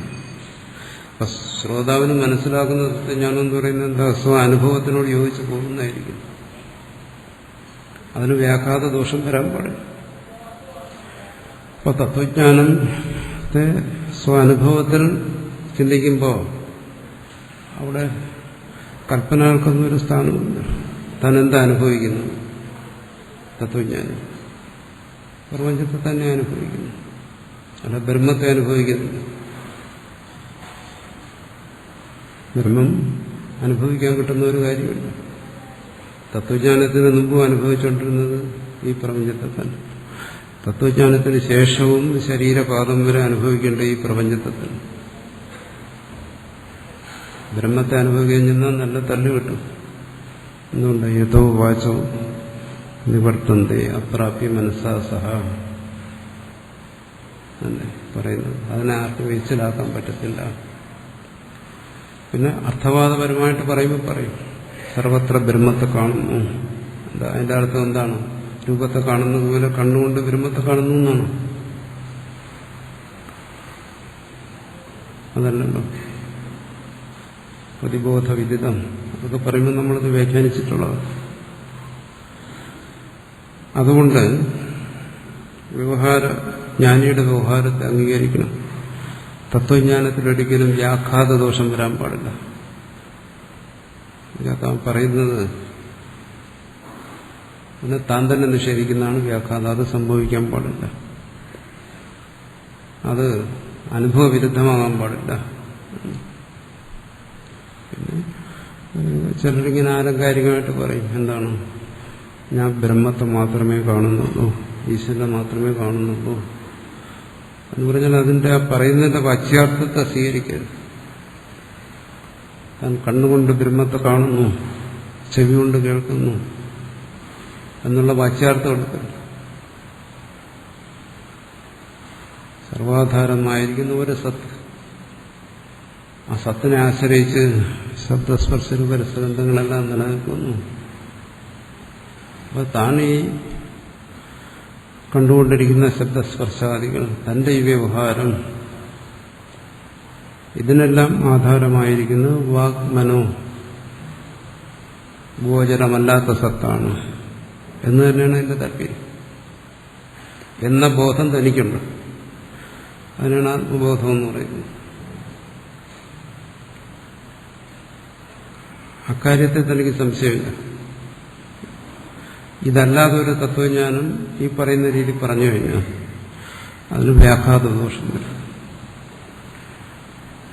വ്യാഘാതം എന്ന് പറയുമ്പോൾ അത് അജ്ഞന്റെയോ അല്ലെങ്കിൽ തത്വജ്ഞാനിയുടെ ആരുടെയോ അനുഭവത്തിന് നടക്കുന്ന കാര്യമില്ല. പിന്നെ ഭാവനയിലെന്നും പറയും, കൽപ്പനകളിൽ അതിനതിരില്ല. ആർക്കും എന്ത് വേണോ കൽപ്പനയിൽ പറയും. അതുകൊണ്ട് അവിടെ ജ്ഞാനം എന്ന് പറയുന്നത് ഫലജ്ഞാനമില്ല. ജ്ഞാനത്തിൽ അജ്ഞാനം, സംശയം തുടങ്ങിയ ദോഷങ്ങൾ വരും. അതാണ് നമുക്ക് സംഭവിക്കുന്നത്. നമ്മളതിനെ ഗ്രഹിക്കുന്നു, പിന്നെ അതിൽ സംശയങ്ങളുണ്ടാകുന്നു. അല്ലാതെ ജ്ഞാനത്തിൽ പരോക്ഷം അപരോക്ഷം എന്ന് ജ്ഞാനത്തിന്റെ സ്വഭാവത്തിന് വ്യത്യാസം വരത്തില്ല. ഞാൻ എപ്പോഴും എന്താണ്? ഏകരൂപമാണ്. അതിൽ മുമ്പും പറഞ്ഞിട്ടുണ്ട്, അതിൽ ഒരിക്കലും പരോക്ഷം അപരോക്ഷം ഇങ്ങനെ വ്യത്യാസം വരത്തില്ല. നമ്മൾ പല സ്വഭാവം കാണിക്കുന്ന പോലെ ഞാനും കാണിച്ചു കഴിഞ്ഞാൽ പിന്നെ എന്താ വ്യത്യാസം? തന്റെ ബുദ്ധി പല സ്വഭാവവും കാണിക്കും, അതുപോലെ ജ്ഞാനം അതുപോലെ കാണിക്കും. പരോക്ഷം അപരോക്ഷം ഇങ്ങനെയൊക്കെ. പിന്നെ ശാസ്ത്രത്തിൽ അങ്ങനെ വിവരിക്കും, ഇത് പരോക്ഷ ജ്ഞാനമാണ്, അപരോക്ഷ ജ്ഞാനമാണ്. അത് വിഷയത്തെ ആശ്രയിച്ചെന്ന് നമുക്ക് പറഞ്ഞിട്ടുണ്ട്. ഇവിടെ പറയുന്ന നിർവിഷയമായ ജ്ഞാനത്തെക്കുറിച്ചാണ്. ആ നിർവിഷയമായ ജ്ഞാനത്തിലൊരിക്കലും പരോക്ഷം അപരോക്ഷം വരത്തില്ല. സവിഷയമായ ജ്ഞാനങ്ങളിൽ വരും പരോക്ഷം അപരോക്ഷം. ഇനി ശാസ്ത്രത്തിൽ ചിലയിടത്ത് പരോക്ഷം എന്ന് പറയുന്നത് ഈ അജ്ഞാനാദി ദോഷങ്ങൾ ഉദ്ദേശിച്ചാണ് പറയുന്നു. പരോക്ഷം എന്നൊരു ശബ്ദം ഉപയോഗിക്കും ആത്മബോധത്തിന്. അതിന്റെ അർത്ഥം, അത് പരോക്ഷം എന്ന് പറഞ്ഞാൽ എന്താ അർത്ഥം? അജ്ഞാനം, അജ്ഞാനകാര്യമായ ദോഷങ്ങൾ അവിടെ ഉണ്ടെന്നാണ്. അതുണ്ടാവാം. കാരണം ജ്ഞാനിയായാലും അജ്ഞാനിയായാലും ആത്മാവ് ഏകരൂപത്തിൽ സത്തായിരിക്കുന്നു. ആ സത്തായിരിക്കുന്ന ആ ആത്മാവ് ജ്ഞാനിയെന്നോ അജ്ഞാനിയെന്നോ ഭേദമില്ലാതിരിക്കുന്നിടത്ത് ഇതെല്ലാം എപ്പോഴും ഉണ്ടല്ലോ. അജ്ഞാന സംശയാദികളെല്ലാം അതോടൊപ്പം ഉണ്ട്.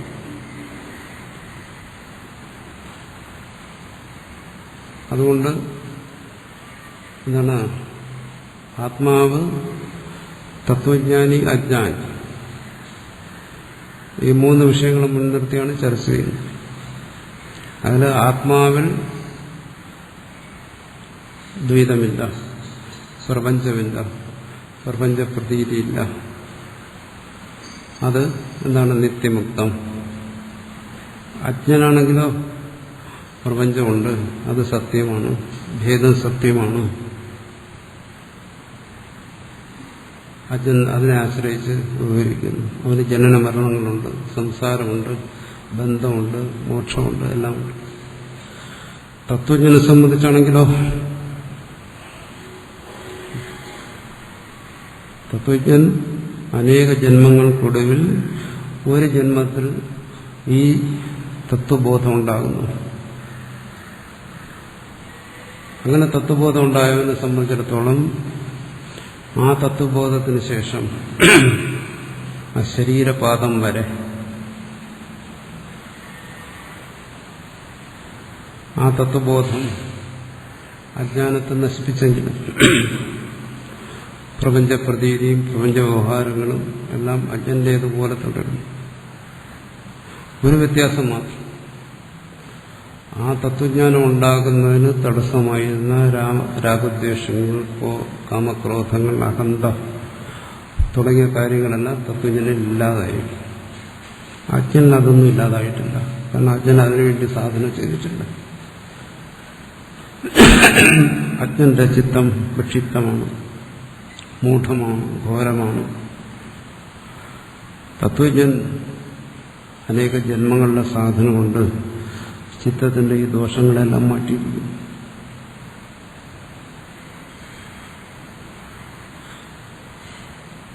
പക്ഷെ ശരീരം നിലനിൽക്കുന്നു എന്ന് പറയുമ്പോൾ ആ തത്വജ്ഞനിൽ ഏത് ബോധമാണോ ഉണ്ടായത് ആ ബോധത്തിന് ഈ ശരീരത്തെ പതിപ്പിക്കാൻ കഴിഞ്ഞില്ല. അത് കഴിയത്തില്ല. അങ്ങോട്ട് പറയുന്നത് എന്താണ്? ശരീരപാദാഭാവ. ജ്ഞാനത്തിനതിന് ശേഷിയില്ല എന്നർത്ഥം. ജ്ഞാനത്തിന്റെ ജോലി അതല്ല. പറഞ്ഞല്ലോ, പ്രകാശത്തിന്റെ ജോലി എന്താണ്? ഇരുളിനെ മാറ്റുക. അവിടെ എന്തെങ്കിലും കൂട്ടിച്ചേർക്കുന്നതിന്റെ ജോലിയാണോ? അല്ല. ഇല്ലാതാക്കുന്നതിന്റെ ജോലിയാണോ? അല്ല. അതുപോലെ ജ്ഞാനത്തിന് ജോലിയല്ല ഈ ദ്വൈതപ്രതീതി ഇല്ലാതാക്കുക, അല്ലെങ്കിൽ മനസ്സിലൂടെ ഇന്ദ്രിയങ്ങളിലൂടെ എല്ലാം ബ്രഹ്മത്തെ ഗ്രഹിക്കുന്ന ജ്ഞാനത്തിന്റെ പണിയല്ല. ഭാഷ്യകാരൻ ആവർത്തിച്ച് പറയും, ജ്ഞാനം ഒന്നേ ചെയ്യുന്നത് എന്താണ്? ഈ ദ്വൈത നിവൃത്തി. ആ ദ്വൈത നിവൃത്തിയാണ് പറയുന്നത് അദ്വൈത ബോധം, അല്ലെങ്കിൽ അദ്വൈത ബോധത്തെയാണ് പറയുന്നത് ദ്വൈത നിവൃത്തി. അതൊരിക്കലും ആത്മാവിനെ വിഷയമാക്കുന്ന ഒരു ജ്ഞാനമല്ല. അതുകൊണ്ട് തത്വജ്ഞാനിക്ക് ഒരിക്കലും കണ്ണിലൂടെ, ചെവിയിലൂടെ, മനസ്സിലൂടെ ഒന്നും ഈ പ്രപഞ്ചത്തിൽ ബ്രഹ്മത്തെ കാണാൻ കഴിയത്തില്ല.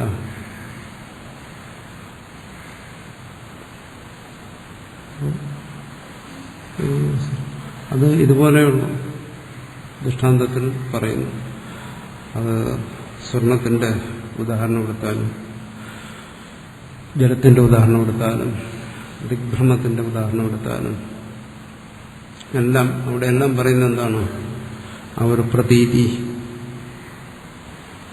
തത്വം ഇന്നതാണെന്ന് ഗ്രഹിച്ചിട്ടും പ്രതീതി നിൽക്കുന്നു. പ്രതീതി എന്തിനെ? തത്വത്തെയല്ല ബോധിപ്പിക്കുന്നത്, ഭേദത്തെയാണ്. അതാണ് മുഖ്യമായി മനസ്സിലാക്കുന്നത്. പ്രതീതി ഭേദത്തെ ഗ്രഹിക്കുന്നു.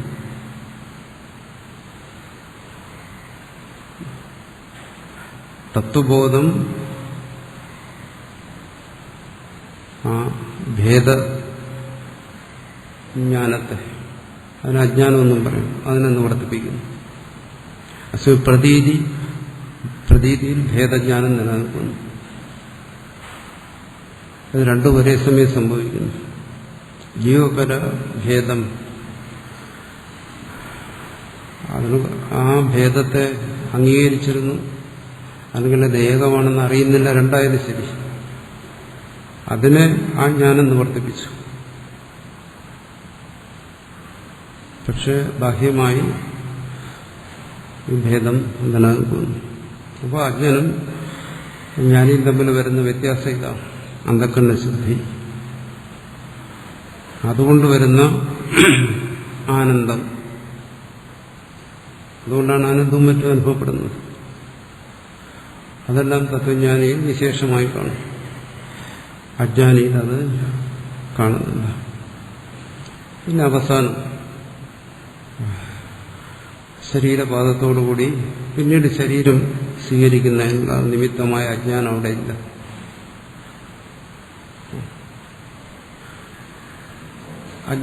അജ്ഞാനമുള്ളതുകൊണ്ട് ഇത്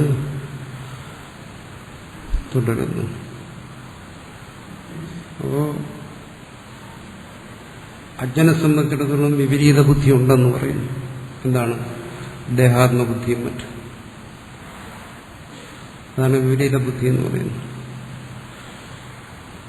ദേഹമാണ് ആത്മാവ്, നാമരൂപാത്മകമായിരിക്കുന്ന ഈ ശരീരമാണ് ആത്മാവ്.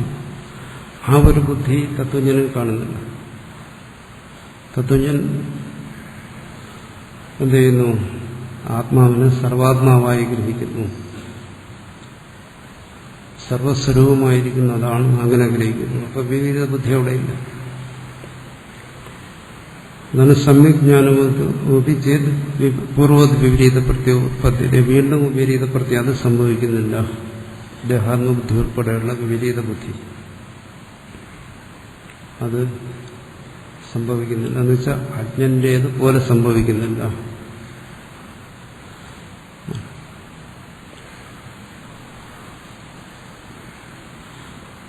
സമ്യജ്ഞാനെ അവിശ്രംഭ അങ്ങനെ സംഭവിക്കുന്നു എന്ന് വന്നു കഴിഞ്ഞാൽ, എന്നുവെച്ചാൽ അജ്ഞാനം ഹേതുവായി വരുന്ന വ്യവഹാരങ്ങൾ സംഭവിക്കുന്നു എന്ന് വന്നു കഴിഞ്ഞാൽ അത്തരം വ്യവഹാരം സംഭവിക്കത്തില്ല. ശാസ്ത്രാർത്ഥ വിജ്ഞാനാദോ പ്രവൃത്തി അസമഞ്ജസാസ്യ. ശ്രുതി ബോധിപ്പിക്കുന്ന ആ ജ്ഞാനത്തിന് വേണ്ടി ആരും തയ്യാറാകത്തില്ല. അയുക്തമായി തീരും. സർവഞ്ച പ്രമാണം അപ്രമാണ സംബന്ധിത. ശ്രുതിയിൽ നിന്ന് എന്തൊരു ജ്ഞാനമാണോ ഉണ്ടായത് അത് അസംബന്ധം എന്ന് പറയേണ്ടി വരും. അപ്രമയായി തീരും. ശ്രുതിയിൽ നിന്ന് ഏകത്വബോധമാണല്ലോ ഉണ്ടായത്. ഭേദത്തെ നിവർത്തിച്ച ഏകത്വബോധം അത് ശരിയല്ലെന്ന് വരും. വ്യവഹാരത്തെയും മറ്റും ജ്ഞാനിയുടെ വ്യവഹാരത്തെയും മറ്റും നിഷേധിച്ചു കഴിഞ്ഞാൽ ശ്രുതി പറയുന്നതൊക്കെ അസംബന്ധം എന്ന് പറയും. കാരണം പറയാനൊരു ശ്രുതിയില്ല, കേൾക്കാനൊരു ശിഷ്യനില്ല. ഈ പറയുന്നതെല്ലാം ഭ്രാന്തിയാണെന്ന് പറയേണ്ടി വരും. പ്രമാണം അപ്രമാണം സംബന്ധിത എന്ന് പറയും. അനുഭവം ശരിയല്ലാത്ത അനുഭവം അല്ലാന്ന് വന്നു കഴിഞ്ഞാൽ അനുഭവത്തിന് കാരണമായി തീരുന്നതെല്ലാം അസംബന്ധമാവും. ശാസ്ത്രം അസംബന്ധമാവും, ഗുരു അസംബന്ധമാവും. അതൊന്നുമില്ലല്ലോ, അദ്വൈതം മാത്രം. നമ്മുടെ ഗുരുവിന്റെ ശിഷ്യനും ആരാരോ ഉദ്ദേശിക്കും. പ്രമാണ അപ്രമാണയോ വിശേഷാനുപത്തേഹേ. അവിടെ പിന്നെ പ്രമാണോ അപ്രമാണോ ഇങ്ങനെ ഭേദമൊന്നും വരത്തില്ല. എല്ലാവരും അജ്ഞന്മാരാണെന്ന് പറയേണ്ടി വരും, ജ്ഞാനിയും അജ്ഞാനിയുമല്ല. അതുകൊണ്ട് തത്വജ്ഞാനിയിലും ദ്വൈത പ്രതീതിയെ അംഗീകരിക്കേണ്ടി വരും. തത്വജ്ഞാനി കണ്ണുകൊണ്ടോ മനസ്സുകൊണ്ടോ ഒന്നും ബ്രഹ്മത്തെ കാണുന്നില്ല. തത്വജ്ഞാനി ശ്രുതി തത്വജ്ഞാനിയിൽ ഉണ്ടാക്കിയ ബോധം അത് അഭേദത്തെ നിവർത്തിപ്പിച്ചു, അല്ലെങ്കിൽ അജ്ഞാനത്തെ നിവർത്തിപ്പിച്ചു. സ്വസ്വരൂപത്തിലുള്ള എന്ന് പ്രത്യേകം പറയും. പ്രതീതമായ ഭേദത്തെയല്ല നിവർത്തിപ്പിച്ചത്. ശബ്ദസ്പർശരൂപ രസഗന്ധങ്ങളുടെ ഭേദം അത് അഭേദമാണെന്നല്ല പറഞ്ഞത്. ദ്വൈതികളും ഇഷ്ടാദ്വൈതികളൊക്കെ അദ്വൈതിയെ ഖണ്ഡിക്കുന്ന ഈ ഒരു വഴിയിലൂടെയാണ്. അവർ ചോദിക്കുന്ന അദ്വൈതം പറയുന്നു എന്താ? ശബ്ദസ്പർശരൂപരസ ഗന്ധഭേദം ഇല്ലാതാകുമെന്നാണോ പറയുന്നത്? ശരി, അതില്ലാതാകുമെന്ന് പറഞ്ഞു കഴിഞ്ഞാൽ ഇതെല്ലാം ഒന്നാകുമെന്നാണ്. അങ്ങനെ പിന്നെ നിങ്ങളെങ്ങനെ ഈ ശാസ്ത്രം നിങ്ങൾക്ക് ഇങ്ങനെ പറയാൻ കഴിയും? അവിടെ വ്യവഹാര സാങ്കര്യം വന്നില്ല. അദ്വൈതി പറയും ശബ്ദസ്പർശരൂപ രസഗന്ധഭേദമില്ലെന്ന് തന്നെയാണ് പറയുന്നത്. പക്ഷേ നിങ്ങൾ ധരിക്കുന്ന രീതിയിലല്ല, ആ പരമാർത്ഥ തത്വത്തിൽ ഇല്ല. അത് ഞങ്ങൾ പറയുന്നു. പിന്നെ നിങ്ങൾ വ്യവഹരിക്കുന്നു അത് ഞങ്ങളുടെ പ്രതീതി ആശ്രയിച്ചുകൊണ്ട്. ഞങ്ങളത് മനസ്സിലാക്കി ഇവിടെ തത്വത്തിൽ അതില്ല. അത് നിത്യമുക്തമായ പരമാത്മസ്വരൂപമാണ്. അതാണ് എന്റെ സ്വരൂപം. പിന്നെ ഈ വ്യവഹാരം എങ്ങനെ നടക്കുന്നത്? ഈ ഭേദപ്രതീതി അംഗീകരിച്ചുകൊണ്ട്. അല്ലെങ്കിൽ അവരോടൊന്നും സമാനം പറയാൻ ഒന്നുമില്ലാതെ വരും. പറയുന്നതൊക്കെ അസംബന്ധമാണെന്ന് വരും. അതുകൊണ്ട് തത്വജ്ഞാനം മറിച്ചാണ് പറയുന്നതെങ്കിൽ കണ്ണിലൂടെയും ചെവിയിലൂടെയൊക്കെ ബ്രഹ്മത്തെ കാണുന്നു എന്ന് പറഞ്ഞു കഴിഞ്ഞാൽ പിന്നെ കാണുന്ന ഒരുവൻ അവിടെ ഇല്ലാതെ വരും. ഏതേലും സമ്യജ്ഞാന അനന്തരമേവ ശരീരപാട്. തത്വജ്ഞാനം വന്നു ഉടനെല്ലാം തീർന്നു. അത് വരും. ആ ശരീരപാത ഭവകസ്മ എന്തുകൊണ്ട് സംഭവിക്കുന്നില്ല? അതിന് സമാനമെത്തിയത് പരിഹൃതം. അതിനുള്ള സമാധാനം ഇവിടെ പറഞ്ഞു കഴിഞ്ഞു. അപ്പോൾ ഇവിടെ മുഖ്യമായി മനസ്സിലാക്കേണ്ടത് ഒന്നാണ്, തത്വജ്ഞാനി എന്ന് പറയുന്നത് ഒരിക്കലും ഭേദപ്രതീതിയെ നിഷേധിക്കുന്നതല്ല, മറിച്ചത് ജീവപര ഭേദത്തെ നിഷേധിക്കുന്നതാണ്. അതാണ് മുഖ്യമായും മനസ്സിലാക്കേണ്ടത്. തത്വജ്ഞാനിയുടെ അല്ല അജ്ഞാനിയുടെ ആയാലും വ്യവഹാരം ഭേദത്തെ ആശ്രയിച്ചിട്ടാണ്. ആ വ്യാവഹാരിക ഭേദം അംഗീകരിച്ചില്ലെങ്കിൽ തത്വജ്ഞാനം ഉപദേശിക്കാൻ പറ്റത്തില്ല. അത് മാത്രമല്ല, അംഗീകരിക്കേണ്ടി വരുന്നതല്ല, തത്വജ്ഞാനിയുടെ അനുഭവമാണ് വ്യാവഹാരിക ഭേദം. ആ ഭേദത്തെ ആശ്രയിച്ചുകൊണ്ടാണ് ശിഷ്യനെ കാണുന്നതും ശിഷ്യന്റെ അജ്ഞാനത്തെ കാണുന്നതും അത് മാറ്റാൻ വേണ്ടി ഉപദേശിക്കുന്നതും. തത്വജ്ഞാനം കണ്ണിലൂടെ ചെവിയിലൂടെ മനസ്സിലൂടെ കാണുന്ന ഏകത്വബോധമല്ല. അതല്ല തത്വജ്ഞാനം. മറിച്ച് ഈ ദ്വൈതപ്രതീതിക്ക് ആധാരം ഏകമാണെന്നറിയുന്നതാണ്.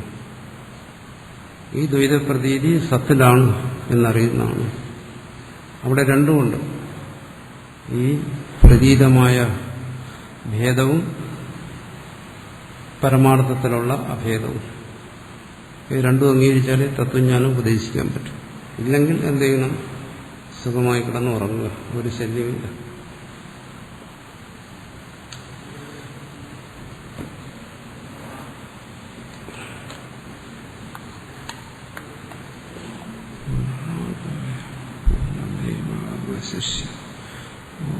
ശാന്തി ശാന്തി ശാന്തി. ഓം ശ്രീ ഗുരുഭ്യോ